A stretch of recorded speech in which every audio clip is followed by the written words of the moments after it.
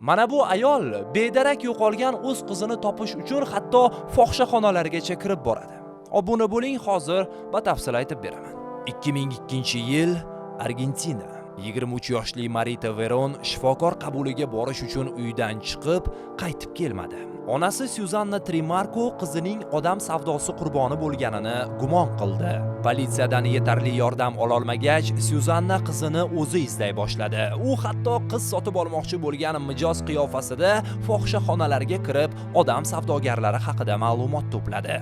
Bir safar uning izlanishlari natijasida 12 nafar ayol majburan ushlab turilgan joy aniqlandi va ular ozod qilindi. Keyinchalik uning faoliyati Argentina va boshqa mamlakatlarda odam savdosidan jabrlangan yuzlab ayollarning qutqarilishiga ham yordam berdi. 2007-yilda Suzanna qizi nomi bilan Maria de Los Angeles jamg'armasini tashkil etdi.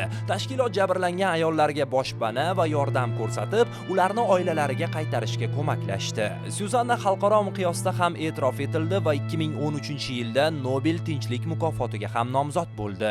Ammo hikoyaning eng og'ir tomoni shundaki, u o'z qizini baribir hech qachon topa olmadi. Marita Veron hanuzgacha bedarak yo'qolgan. Bir ona qizini izlashdan boshlagan kurash oxir-oqibat yuzlab boshqa ayollarning hayotini saqlab qoldi.